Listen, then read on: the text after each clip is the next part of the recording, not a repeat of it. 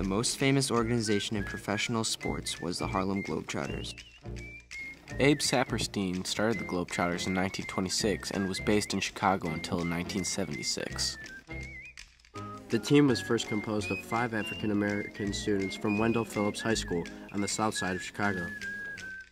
The Globetrotters began as the Savoy Big Five because they played at the Savoy Ballroom. They soon became the Globetrotters because they wanted fans to think they traveled the world. They also chose Harlem because it was the center of African American culture.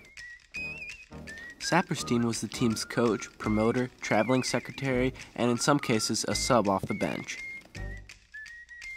Through the 1950s, the Globetrotters were one of the finest basketball teams in the world, winning the World Professional Basketball Tournament in 1940 and beating their big rival, the Minneapolis Lakers, at Chicago Stadium in 1948. Some of the most famous Globetrotters were Marquez Haynes, Goose Tatum, Meadowlark Lemon, and Curly Neal. Not only were the Globetrotters a successful team, they were also innovators for the NBA and for the rest of the world. The Globetrotters were innovative because they desegregated basketball and changed the sport for the greater good by adding entertainment to the game, making the sport accessible for people with different interests, and giving different countries the privilege of watching basketball. We talked to Eloise Saperstein, daughter of Abe, and she told us what it was like on the road with the Globetrotters back then. Sometimes the players would say to me, okay, we're going to stop at a grocery store. We'll be a quarter of a block down. Go in and then give me a list of things to buy for them. Because they may not have been able to eat in that town because of Jim Crow laws. And they even had Jim Crow laws in Illinois where blacks could not go into restaurants.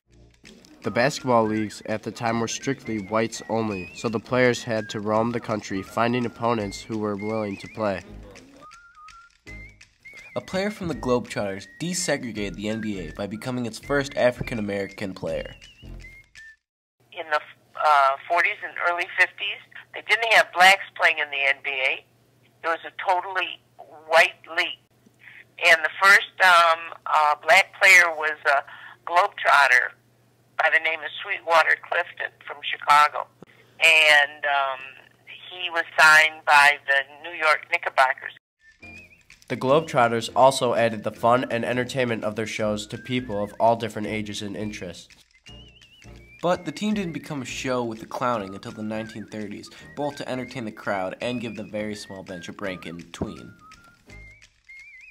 The Globetrotters didn't include the clowning acts until they had a decent-sized lead. Through the years, they started clowning all the time because they became more of an act than sports. Some of their tricks were even brought into the NBA. They didn't have slam dunks like Michael Jordan did. There's something that the Globetrotters do. It's weaving in and out and passing it to players as they're walking. That was a Globetrotter trick. It's now in the NBA. We also asked Miss Saperstein some questions about her father and the Globetrotters. We asked her how much her father was on the road, and she told us he was gone most of the year. She said when he was home, he was only home for a little bit. It wasn't like he was home for 1 month. It was the fact that he may have come in on the afternoon and left the following morning. Or he may have come in the morning, stayed till dinner, and left. She also told us that he could be reached wherever the Globetrotters were traveling. It could have been in Istanbul, wherever it was, we could pick up the telephone and call him. We then asked her if she had any experiences with the Globetrotters growing up, and she told us she would travel with them when she wasn't in school. I traveled with Globetrotters all the time when I wasn't in school. Traveled all over the world and all over the United States. She also told us that her father would be very satisfied with the way the team is running today.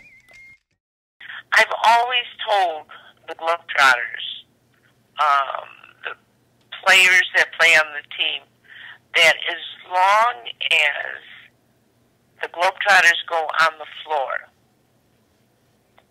then my father's still alive. We were wondering how she thought the team has changed over the years, and she told us that the Globetrotters didn't change, but the NBA did. And my dad also introduced the three-point shot.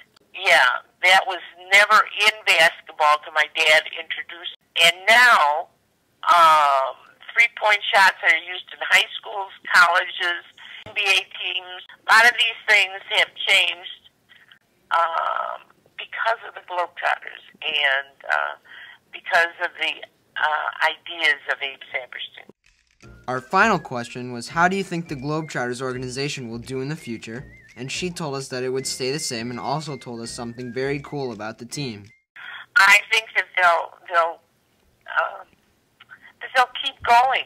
Just like I said, today as we speak, there's a Globetrotter team in Iraq. You know, these soldiers at the bases that they're at, when they come back, they'll be grateful and they'll bring their children. And their children will be like the people today. I mean, they play in this year, 2009. They have standing room only attendance. They play every single night. Miss Saperstein really showed us that her father and the Globetrotters were true innovators to the game of basketball. This has been a production by Brad Lamphere, Zach Van Epps, and John Mazzucchelli, and we would like to thank Mrs. Saperstein for doing an interview with us.